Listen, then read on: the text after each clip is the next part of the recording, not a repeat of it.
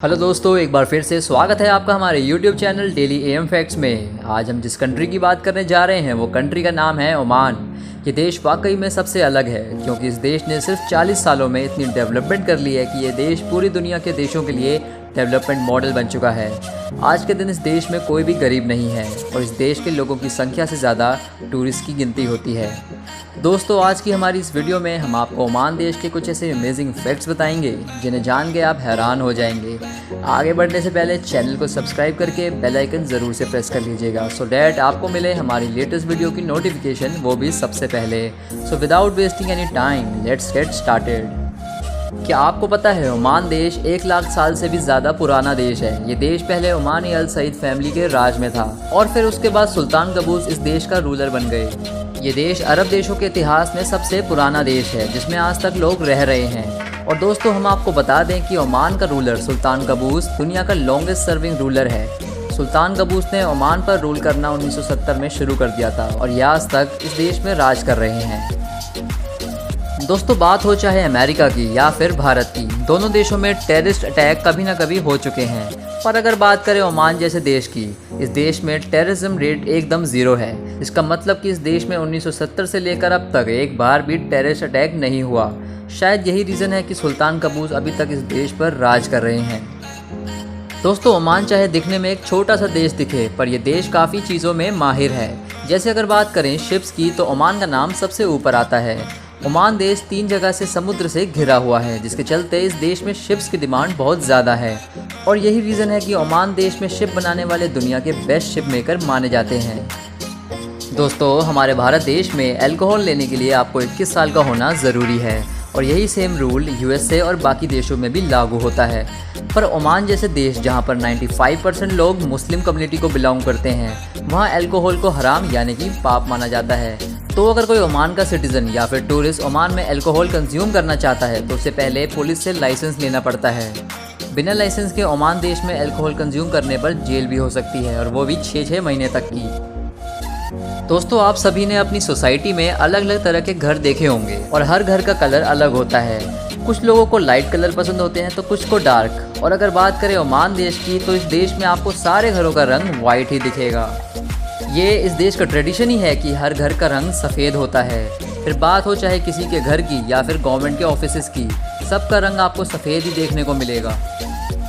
दोस्तों, जैसे हमने आपको बताया कि इस देश में अल्कोहल कंज्यूम करने के लिए आपको पुलिस से परमिशन लेनी पड़ती है, तो ओमान के सिटीजन्स ने इसके लिए इजी सा रास्ता निकाला और माउंटेन ड्यू का कैन कंज्यूम करना स्टार्ट कर दिया। और आपको जानकर हैरानी होगी कि ओमान दुनिया का सबसे ज़्यादा माउंटेन ड्यू कंज्यूम करने वाला देश है। ओमान के लोगों को माउंटेन ड्यू इतना ज़्यादा पसंद है कि इस ड्रिंक को अल्कोहल ऑफ ओमान का नाम दे दिया गया है। दोस्तों, ऐसा आप सभी के साथ कभी ना कभी ज़रूर हुआ होगा कि आप पब्लिक में कहीं जा रहे हो और पीछे से किसी ने ज़ोर से बाइक या कार का हॉर्न बजाया हो। इससे नॉइज़ पोल्यूशन पैदा होता है और ये कभी ना कभी बहुत इरिटेटिंग भी बन जाता है। पर ओमान जैसे देश में इस चीज़ पर रोक है।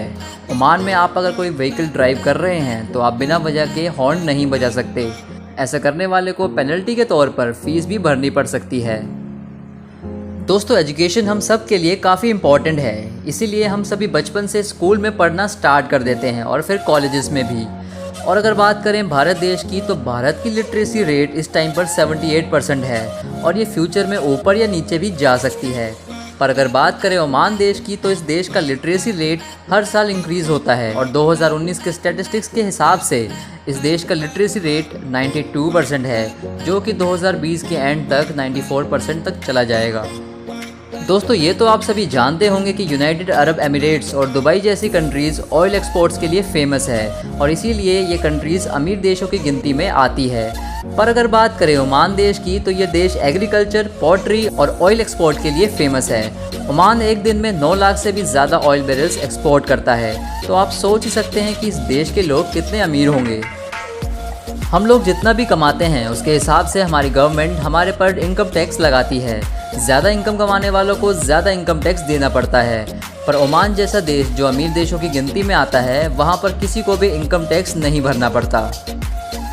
दोस्तों हर देश के कल्चर और ट्रेडिशन अलग अलग होते हैं और कुछ कल्चर और ट्रेडिशन तो इतने अजीब होते हैं कि ये सुनने में भी काफ़ी अटपटे लगते हैं। और अगर बात करें ओमान की, तो ओमान में शादी के बाद औरत को घर से बाहर जाने पर रोक होती है।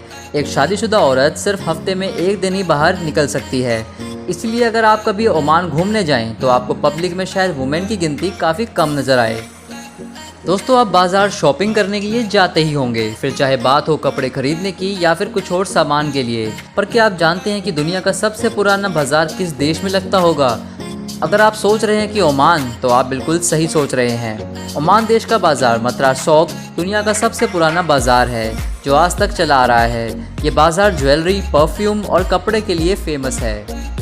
आगे बढ़ने से पहले दोस्तों आप हमारे चैनल को सब्सक्राइब कर लें और बेल आइकन को भी प्रेस कर दें ताकि आप हमारी वीडियो सबसे पहले देख सकें। दोस्तों हमारी कंट्री में हॉलीडे का डे संडे होता है, जिसे हम वीकेंड डे भी बोलते हैं, और संडे को ही हमारी स्कूल, कॉलेज या ऑफिस की छुट्टी होती है। पर ओमान एक अरब देश है जहां आप जानते हैं कि 95% लोग मुस्लिम हैं और इसीलिए इस देश में वीकेंड थर्सडे और फ्राइडे होता है। ऐसा इसीलिए क्योंकि इन 2 दिनों में जुम्मा की प्रेयर होती है। दोस्तों दुनिया के सारे देशों में सबसे बड़ी प्रॉब्लम अब तक की जो थी उसका नाम था स्लेवरी। स्लेवरी की प्रॉब्लम अफ्रीका से लेकर हम भारत में हर जगह फैली हुई थी। और अगर बात करें ओमान की, तो ओमान में स्लेवरी 1970 तक लीगल थी। ये दुनिया का अकेला ऐसा देश था जहां पर स्लेवरी इतने टाइम तक लीगल रही। पर फिर 1970 में आए सुल्तान कबूस ने स्लेवरी पर रोक लगा दिया।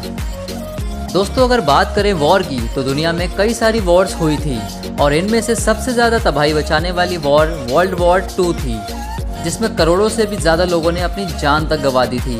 पर क्या आपने कभी सोचा है कि दुनिया की सबसे छोटी वॉर कब, कहां और किन देशों के बीच हुई होगी?